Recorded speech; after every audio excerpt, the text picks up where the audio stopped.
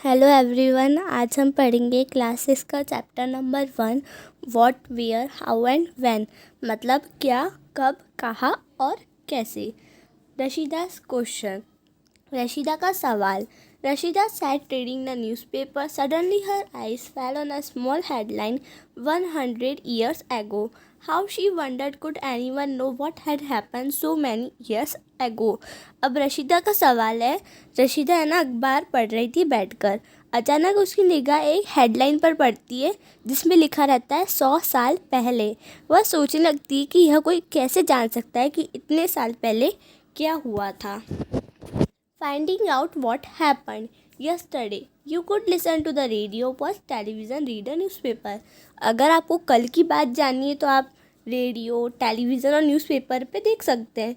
और अगर आपको लास्ट ईयर की बात जाननी है तो आप किसी ऐसे इंसान से पूछ सकते हैं जो लास्ट ईयर जानता हो कि क्या हुआ था। पर 100 ईयर्स एगो क्या हुआ था ये किसको पता है, और यह कोई कैसे जान सकता है। What can we know about the past. अब अतीत यानी पास्ट के बारे में हम क्या जान सकते हैं। अब ऐसी बहुत सारी चीज़ें हैं जो हम अतीत के बारे में मतलब पास्ट के बारे में जान सकते हैं। जैसे उस टाइम के लोग क्या खाते थे, किस तरह के कपड़े पहनते थे, कैसे घरों में रहते थे। और हम कुछ लोगों की लाइफ के बारे में भी जान सकते हैं, जैसे हंटर शिकारियों की लाइफ के बारे में, और जो पशुपालन करते थे उनकी लाइफ के बारे में, किसानों की लाइफ के बारे में, राजाओं की लाइफ के बारे में, व्यापारी की लाइफ के बारे में, और herder, craft person, priest, artist, musician और साइंटिस्ट के बारे में। We can also find out about the game children played. हम ये भी जान सकते हैं कि उस टाइम के जो बच्चे थे वो क्या गेम खेलते थे, कौन सी स्टोरी सुनते थे। The play they saw, the song दे सैंग। क्या वो देखते थे, क्या वो खेलते थे, कौन से गाने वो गाते थे, कौन से सुनते थे, ये सब चीज़ें हम जान सकते हैं। Where did people live. अब पहले के टाइम में जो लोग थे वो कहाँ रहते थे। अब यहाँ पर आपको मैप 1 दिया है पेज नंबर 2 पे। आपको इसमें नर्मदा रिवर फाइंड करनी है, तो चलिए देखते हैं। ये देखिए, ये है हमारा मैप और इसमें है नर्मदा रिवर, यहाँ पर है, ये यहाँ पर। तो जो पहले के लोग थे ना वो Narmada river, people have levied along the banks of this river for several 100 year ago. तो जो इसका तट रहता है ना मतलब उसके आसपास में रहा करते थे। Some of the earliest people who lived here were skill gatherers. अब जो पहले यहाँ पर लोग रहते थे वो स्किल गैदरर्स से मतलब कुशल संग्राहक थे, जो आसपास के जंगलों की विशाल संपदा से परिचित थे। अपने भोजन के लिए वे जड़ों, फलों तथा जंगलों के अन्य उत्पादों का यहीं से संग्रह किया करते थे, मतलब इकट्ठा करते थे। वे जानवरों का शिकार भी करते थे अपने खाने के लिए। Now find the Sulaiman and Kirthar hills to the north west. अब यहाँ पर बोला गया है कि आप मैप में सुलेमान और किरथर हिल्स को फाइंड करिए जो नॉर्थ वेस्ट में है। तो आपको यहाँ पे दिख रही होगी सुलेमान और किरथर हिल। ये देखिए इधर है, ये इधर, ये सुलेमान और ये किरथर। तो यहाँ पर बोला गया है कि some of the areas were women and man first begin to grow crops such as wheat and barley. अब कुछ एरिया में जो वुमेन और मैन थे उन दोनों ने क्रॉप्स उगाना शुरू करा था। अब कौन सी क्रॉप्स उगाना, जैसे गेहूँ रहता है और बार्ले, ये सब चीज़ें वो उगाना शुरू करी थी। और ये बात कम से कम 8000 साल पहले की है। People also began rearing animals like sheep, goat and cattle and lived in villages. अब जो लोग थे वो शिप, गॉट, कैटल को भी पालने लग गए। Locate the Garo hills to the north east and the Vindhyas in central India. अब यहाँ पर बोला गया है कि आप गारो हिल्स को नॉर्थ ईस्ट में लोकेट कीजिए और विंध्यास जो सेंट्रल इंडिया में उसे भी बताइए। तो ये देखिए विंध्यास तो ये रहा। और एक और कौन सा बोला है, एक और हमको बोला है गारो हिल्स। तो गारो हिल्स कहाँ है, गारो हिल्स ये रहा, ये रहा Garo hills. This were some of the other areas where agriculture developed. अब ये ऐसे एरिया थे जहाँ पर एग्रीकल्चर होना शुरू हुआ था। The places where rice was first grown are to the north of the Vindhyas. अब जो पहली बार जहाँ पर राइस उगे थे वो जगह थी जो विंध्यास है उसके नॉर्थ में। Trace the river Indus and it's tributaries. अब ट्रिब्यूटरीज क्या होता है? ट्रिब्यूटरीज है ना, जो छोटी छोटी नदियाँ रहती है एक बड़ी नदी में मिलती है, उनको हम ट्रिब्यूटरीज कहते हैं। अब यहाँ पर मैं आपको ट्रिब्यूटरीज का एग्जांपल भी दिखा देती हूँ इंडस की मदद से। अब ये देखिए, यह हमारी इंडस रिवर है, ये हमारी इंडस रिवर यहाँ है। और अब इससे कौन सी नदियाँ मिल रही है? इससे झेलम मिल रही है, चेना मिल रही है, और रवि रिवर मिल रही है, सतलज मिल रही है। ये सारी रिवर जो भी मिल रही है इंडस रिवर में जाके वो सब ट्रिब्यूटरीज कहलाती है। About 4,700 years ago, some of the earlier cities flourished on the bank of this rivers. अब यहाँ पर बोला गया है कि 4,700 वर्ष पहले इन्हीं नदियों के बैंक्स ऑफ दिस रिवर, मतलब इनकी तट के उधर जो सिटीज़ थी वो फ्लोरिश्ड हुई थी। Later about 2,500 years ago, cities developed on the banks of the Ganga and its tributaries along the sea coast. और फिर जो गंगा है और उसकी सहायक नदी सोन, वो सबके संग वो, तो जो गंगा नदी थी और उसकी जो सहायक नदी थी उनके किनारे समुद्र के जो तट थे वहाँ पर जो नगर रहते ना उनका विकास होने लग गया। और ये बात लगभग 2500 वर्ष पहले की है।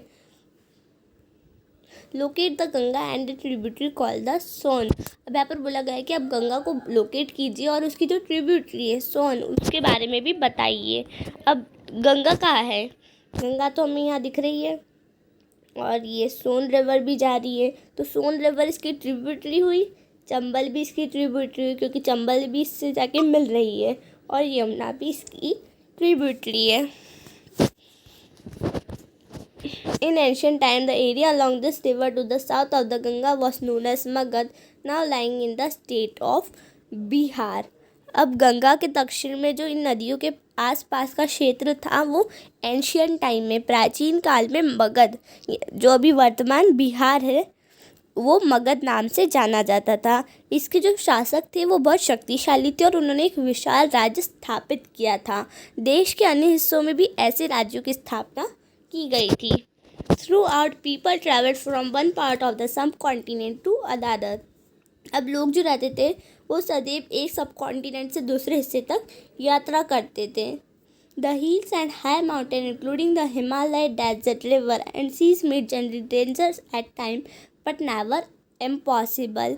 क्या होता था? जैसे ऊंचे पर्वत रहते और पहाड़ियाँ रहती है, रेगिस्तान रहते, नदियाँ रहती है, तो इन सब के कारण है ना जोखिम भर जाता था। फिर भी जो यात्रा रहती थी वो असंभव नहीं थी, हाँ थोड़ी मुश्किल हो जाती थी पर इम्पॉसिबल नहीं होती थी। So man and women moved in search of livelihood as also to escape from natural disaster like flood और ड्रॉट्स। और कभी कभार लोग एक जगह से दूसरी जगह लाइवलीहुड की तलाश में जाते थे, और कभी कभार जो नेचुरल डिजास्टर रहते हैं जैसे बाढ़ रहती है, ड्रॉट्स रहते हैं, उनसे बचने के लिए भी अपने जगह को छोड़ के दूसरी जगह जाते थे। Sometime man march in armies conquering other lands beside merchant travel with caravans or ship carrying valuable goods from place to place, and religious teacher walked from village to village, town to town, stopping to offer instruction and advice on the way. Finally, some people perhaps travel driven by a spirit of adventure, wanting to discover new and exciting places. अब कभी कभार जो सेनाएं रहती थी वो दूसरी जगह विजय हासिल करने के लिए भी जाया करती थी। इसके अतिरिक्त व्यापारी कभी काफिले में तो कभी जहाज़ों में अपने साथ मूल्यवान वस्तुएं लेकर एक स्थान से दूसरे स्थान जाते रहते थे। धार्मिक गुरु लोगों को शिक्षा और सलाह देते हुए एक गांव से दूसरे गांव तथा एक कस्बे से दूसरे कस्बे जाया करते थे। कुछ लोग नए और रोचक स्थानों को खोजने की चाह में उत्सुकतावश भी यात्रा किया करते थे। इन सभी यात्राओं से लोगों को एक दूसरे के विचारों को जानने का अवसर मिला, एक दूसरे को समझने का अवसर मिला। Why do people travel now days? आज लोग यात्राएं क्यों करते हैं? Look at map one once more. Hill, mountain and seas form the natural frontier of the subcontinent. While it was difficult to cross these frontiers, Those who wanted could and did scale the mountain and cross the seas. People from across the frontier also came into the subcontinent and settled here. अब आप एक बार और map number 1 को देखो। पहाड़ियाँ, पर्वत और समुद्र, इन सभी जो नेचुरल फ्रंटियर्स हैं ये मतलब प्राकृतिक सीमा का निर्माण करते हैं। हालांकि लोगों के लिए इन सीमाओं को पार करना आसान नहीं था। जिन्होंने ऐसा चाहा वो ऐसा कर सके। अब जो चाहते हैं वो ही कर पाते हैं। वे पर्वतों की ऊंचाई को छू सके तथा गहरे समुद्रों को पार कर सके। अब नेचुरल फ्रंटियर्स हमारे यहाँ ना ऐसी बहुत सारी चीज़ें जो दूसरे देशों में नहीं है। हमारे देश जैसे हमारे पास ताजमहल है जो दूसरे देशों के पास नहीं है। ऐसी बहुत सारी चीज़ें हैं। उपमहाद्वीप के बाहर से भी कुछ लोग यहाँ आए और यही बस गए। अब जो रहते हैं सब कॉन्टिनेंट उसके बाहर से भी बहुत सारे लोग आए और फिर यहीं पे सेटल हो गए। लोगों के इस आवागम मतलब आने जाने से हमारी संस्कृति परंपरा को समृद्ध किया। कई 100 वर्षों से लोग पत्थर को तराशने, संगीत रचने और यहाँ तक कि भोजन बनाने के नए तरीकों के बारे में एक दूसरे के विचारों को अपनाते रहे हैं। नेम्स ऑफ द लैंड, देश के नाम। 2 of the words we often use for our country are India and Bharat. अब 2 शब्द जो हमारे देश के लिए यूज़ करते हैं वो है इंडिया और Bharat. The word India comes from the Indus god Sindhu in Sanskrit. अब जो ये इंडिया वर्ड है ना ये इंडस से आया है जिसको सिंधु कहा जाता है संस्कृत में। Find Iran and Greece in your atlas. अब अगर आपके पास एटलास हो तो आप उसमें ईरान और ग्रीस को फाइंड करना। The Iranians and the Greeks who came through the northwest about 2500 years ago and were familiar with the Indus called it the Hindos or the Indos. And the land to the east of the river was called the India. The name Bharata was used for a group of people who lived in the northwest and who are mentioned in the Rig Veda.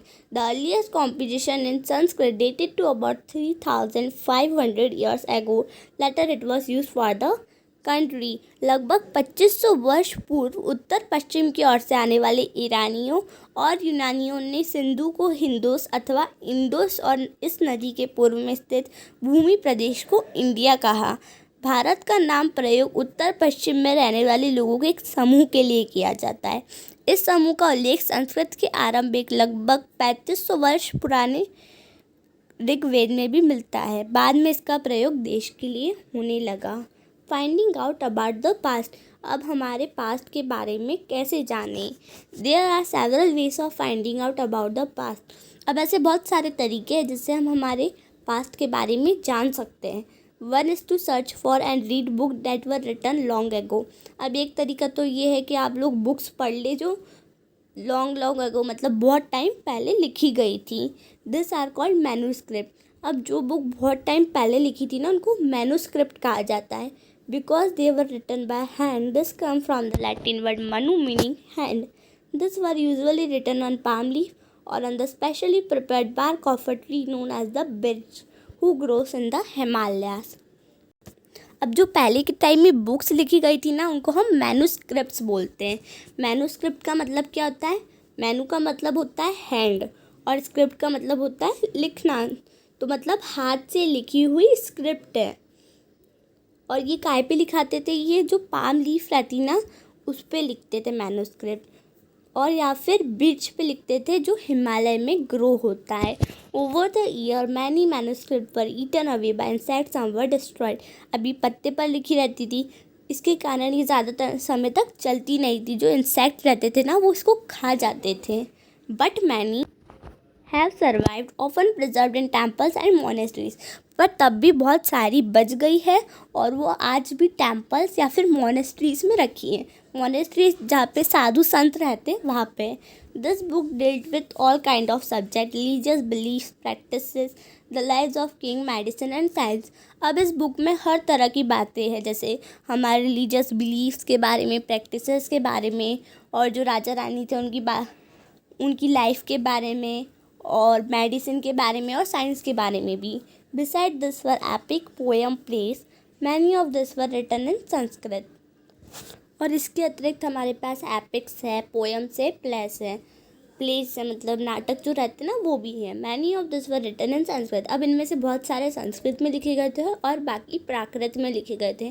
प्राकृत क्या होता है? प्राकृत जो ordinary people होते हैं, मतलब आम लोग रहते हैं, उनकी भाषा होती है।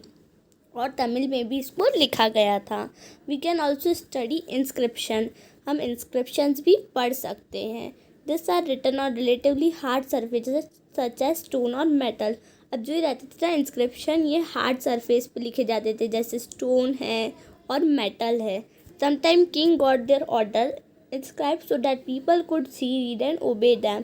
अब कभी कभार जो किंग रहते थे ना, वो ऑर्डर देते थे लिखवाने का, कि मतलब लिखना पड़ता है। अब आप इंस्क्रिप्शन और मैन्युस्क्रिप्ट के बीच में डिफरेंट तो समझ गए होंगे। मैन्युस्क्रिप्ट वो होती है जो हाथ से लिखी जाती है पत्तों पर, और जो इंस्क्रिप्शंस रहते हैं वो किसी हार्ड सरफेस पे लिखे जाते हैं, जैसे स्टोन है और मेटल है। अब कभी कभार जो किंग्स रहते थे वो अपने ऑर्डर्स भी इन पर लिखवा देते थे कि जो लोग हैं वो इनको माने और ओबे करें, मतलब इनको पढ़े और इनको माने। There are other kinds of inscription as well where men and women including kings and queens recorded what they did. अब ऐसे इंस्क्रिप्शन भी है जिसमें आदमी, औरत और राजा रानी ने क्या क्या करा वो सब कुछ लिखा हुआ है। For example king often kept records of victories in battle. अब जैसे कि जो राजा रहते थे वो जब भी कोई सा भी बैटल जीतते थे तो वो रिकॉर्ड करवाते थे कि हमने ये बैटल जीता है, इसके संग जीता है, इससे जीता है। Can you think of the advantages of writing on a hard surface and what could have been difficulties. अब क्या आप हार्ड सरफेस पे लिखने के एडवांटेजेस बता सकते हैं और उस पर लिखने की डिफ़िकल्टीज़ भी बता सकते हैं? अब एडवांटेज तो ये होगा कि इसको कोई इंसेक्ट खा नहीं पाएंगे, ये लॉन्ग लॉन्ग आगों तक अच्छे रहेंगे। और जो डिफ़िकल्टी रहेगी वो ये रहेगी कि जो हार्ड सरफेस रहती है उसमें लिखना बहुत टफ होता है, इसके कारण थोड़ी प्रॉब्लम होगी। There were many other thing that were made and use in the past. अब ऐसी बहुत सारी चीज़ें हैं जो पास्ट में बनी है और यूज़ करी गई है। दोस्त who study this objects are called archaeologist. और जो इन ऑब्जेक्ट के बारे में पढ़ते हैं उनको आर्कियोलॉजिस्ट कहा जाता है। अब आप इसको याद भी कर लेना क्योंकि एक इम्पॉर्टेंट पॉइंट है, आपसे एग्ज़ाम में भी पूछा जा सकता है कि दो जो स्टडी ऑब्जेक्ट्स आर कॉल्ड, तो आपका आंसर होगा archaeologist. They study the remains of building made of stone and bring painting and sculpture. They also explore and excavate deep under the surface of the earth to find tool, weapon, pot, pan, ornament and coin। अब क्या है, अब जो archaeologist रहते हैं वो ईंट से बनी इमारतों के बारे में पढ़ते हैं, और जो चित्र रहते हैं, मूर्तियों रहती है, उनके बारे में भी पढ़ते हैं और उनको समझते हैं। वे औजार, हथियार, बर्तन, आभूषण और इन सब चीज़ों के बारे में भी पढ़ते हैं। अब एक्सकेवेट क्या होता है? एक्सकेवेट मतलब गड्ढा करना अर्थ पे। Some of this objects may be made of stone, others of bone, bagged और मेटल। अब इनमें से कुछ जो चीज़ें रहती है वो स्टोन की बनी रहती है, कुछ हड्डियों की बनी रहती है और कुछ मिट्टी की बनी रहती है। Object that are made of hard imperishable substance usually survive for a long time. अब जो ऑब्जेक्ट हार्ड बनी रहती है, मतलब जो हार्ड रहती है वो बहुत टाइम तक चलती है। अब इम्पेरिशेबल का मतलब क्या होता है? इम्पेरिशेबल का मतलब होता है बहुत टाइम तक वो नष्ट नहीं होती है और चलती हैं। Left, a port from an old city. अब लेफ्ट में आपको एक पॉट दिख रहा होगा ओल्ड सिटी से। Pot like this were used about 4700 year ago.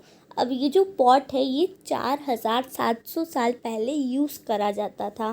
Right में आपको एक ओल्ड सिल्वर कॉइन दिख रहा होगा, such as this one were in use for about 2500 year ago. अभी जो सिल्वर कॉइन है ना, इसको 2500 साल पहले यूज़ करा जाता था। और आप ये बता सकते हैं कि हमारे कॉइन से ये कॉइन कितना अलग है। अब जो आर्कियोलॉजिस्ट थे ना वो बोन्स रहती ना एनिमल्स, बर्ड और फिश की, उनको भी फाइंड करते हैं ये जानने के लिए कि पहले के टाइम के जो पीपल थे वो क्या खाते थे। Plant remains survive far more rarely as seeds of grain or pieces of wood have been burned. They survive and not shared from. Do you think clothes frequently by archaeologist. अब जो वनस्पति रहते हैं उनके जो अवशेष रहते हैं वो बहुत मुश्किल से बचते हैं, क्योंकि अगर जो अन्न रहता है उसका एक भी दाना या फिर लकड़ी के टुकड़े जल जाते हैं तो वे जले हुए रूप में बचे रहते हैं। क्या आर्कियोलॉजिस्ट की जो कपड़ों के अवशेष मिलते होंगे, मतलब जो कपड़े रहते हैं उनके कुछ वो मिलते होंगे अवशेष। Historian that is scholar who study the past often use the word source to refer to the information found from manuscript। अब जो हिस्टोरियंस रहते हैं, स्कॉलर जो पास्ट की स्टडी करते तो often use the word source to refer to the information. अब वो सोर्स वर्ड का यूज़ करते थे इंफॉर्मेशन फाउंड करने में, जैसे मैन्युस्क्रिप्ट, इंस्क्रिप्शन और archaeology. Once sources are found learning about the past become an adventure as we reconstructed bit by bit. अब एक सोर्स जो है ना मिल जाता है ना तो बहुत ज़्यादा रुचि आने लग जाती है आपको धीरे धीरे। अगर आपको धीरे धीरे थोड़ी सी बातें पता चल जाती हैं तो आपको और बातें जानने का मन होता है। अतः इतिहासकार तथा जो आर्कियोलॉजी रहते हैं उनको जासूस की तरह माना जाता है, क्योंकि वो सभी सोर्सेस का प्रयोग सुराग के रूप में, मतलब एक क्लू के रूप में यूज़ करते हैं और अतीत को यानी पास्ट को जानने में कोशिश करते हैं। वन पास्ट और many. Did you notice the title of this book our past. क्या आपने इस बुक का टाइटल को नोटिस करा है, जो है आर पास्ट, हमारा अतीत। We have use the word past in plural to draw attention to the fact that the past was different for different groups of people. For example, the life of herder or farmer were different from those of king and queen. The life of merchant were different from those of craft person, and so on. Also, as is true, even today people follow different practices and custom in different parts. यहाँ past शब्द का प्रयोग बहुवचन plural के रूप में किया गया है।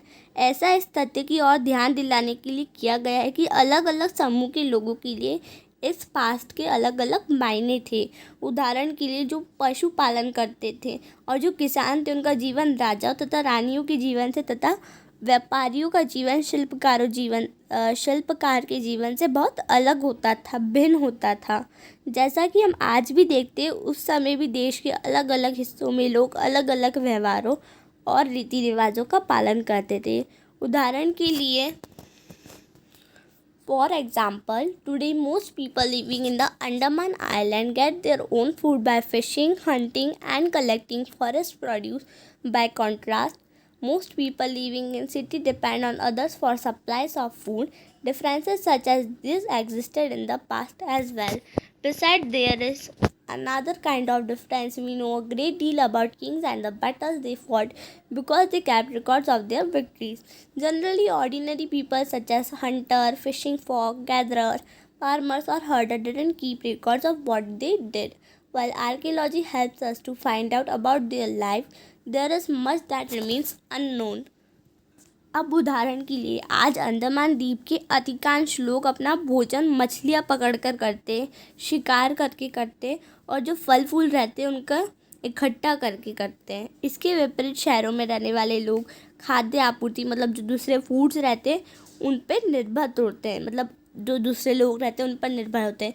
अब जैसे हमको ही मान लो, मुझे एग्जांपल ले लो, अब हम किसान पे डिपेंड रहते हैं, किसान जब फसल उगाएगा तो ही तो हमें खाना मिलेगा। तो बस ये बात बोली गई है। इस तरह के भेद अतीत में भी विद्यमान थे और जो ऐसे डिफरेंसेस थे वो पास्ट में भी थे। इसके अतिरिक्त एक अन्य तरह का डिफरेंस है, उस समय शासक अपनी जो विजय रहती थी उनको लिखवा देते थे। यही कारण है कि हम उन शासकों और उनके द्वारा लड़ी जाने वाली लड़ाइयों के बारे में काफ़ी कुछ जानते हैं, जबकि शिकारी, मछुआरे और कृषक अथवा पशुपालक जैसे आम आदमी अपने कार्यों को नहीं लिखवाते थे। आर्कियोलॉजी की सहायता से हम उनके जीवन को जानने में मदद मिलती है। हालांकि अभी ऐसी बहुत सारी चीज़ें हैं जो हम पास्ट के बारे में नहीं जानते हैं। What do dates mean. अब तारीख का मतलब क्या होता है। अगर कोई आपसे तारीख के विषय में पूछे तो तुम शायद उस दिन की तारीख, महीना, वर्ष, जैसे कि आज 2021 है और सारी तारीख आप बता दोगे कि आज 2021 का साल है और आज मंथ अप्रैल है, मई है, कुछ भी बता दोगे।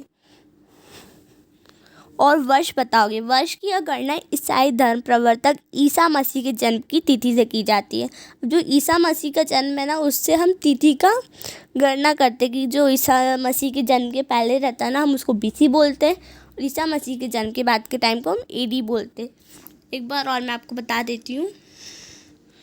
ये देखिए, ये मान लीजिए यहाँ पे ईसा मसीह का जन्म है। इधर ईसा मसीह के जन्म के टाइम के पहले को हम क्या बोलते हैं?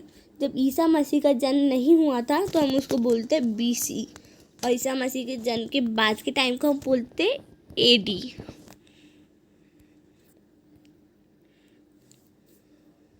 The founder of Christianity. अब जो जीसस क्राइस्ट थे वो क्रिश्चियनिटी के फाउंडर थे। So 2000 means 2000 year ago after the birth of the Christ. All dates before the birth of Christ are counted backwards and usually have the letter BC before Christ added on. In this book, we will refer to dates going back from the present using 2000 as a starting point. 2000 वर्ष कहने का मतलब है ईसा मसीह के जन्म के 2000 वर्ष के बाद से। ईसा मसीह के जन्म के पूर्व की सभी तिथियाँ, मतलब उनको हम क्या बोलते हैं? मतलब जब ईसा मसीह का जन्म नहीं हुआ था तो उसके पहले के हम टाइम को बीसी बोलते हैं, और ईसा मसीह के जन्म के बाद के टाइम को हम एडी बोलते हैं। अब बीसी का फुल फॉर्म क्या होता है? बीसी का फुल फॉर्म होता है बिफोर क्राइस्ट, और एडी का फुल फॉर्म क्या होता है? एडी का फुल फॉर्म होता है anno domini. This stand for two Latin word. अब जो एनो डोमिनी है वो टू लैटिन वर्ड पर स्टैंड होता है, meaning in the year of the lord, मतलब लॉर्ड के बर्थ का year. So 2012 can also be written as AD 2012। Sometimes C is use instead of AD।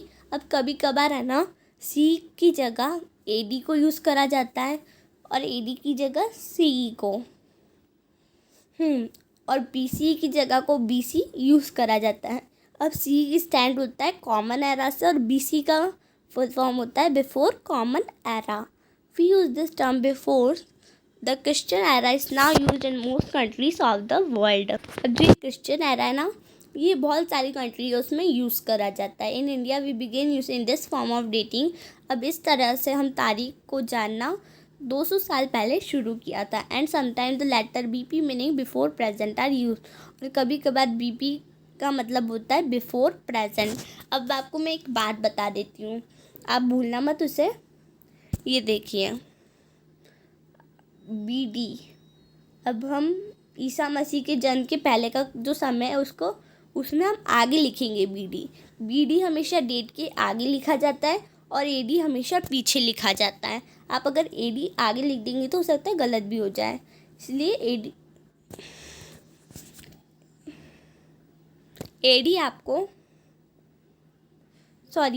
आगे लिखा जाता है और BC हमेशा पीछे लिखा जाता है। जैसे अगर आप अभी कौन सा साल है? अभी 2021 है, तो हम लिख देंगे AD 2021। और अगर BC लिखना है तो हम पहले डेट, मतलब पहले हम ईयर लिखेंगे उसके बाद BC लिखेंगे। BC हमेशा एंड में लिखा जाता है और AD हमेशा स्टार्टिंग में लिखा जाता है। ये बात आप हमेशा याद रखिएगा। और इसी के साथ हमारा चैप्टर ओवर हुआ। अगर आपको मेरी वीडियो पसंद आई हो तो इसे लाइक, शेयर और सब्सक्राइब करना मत भूलिएगा। Thank you.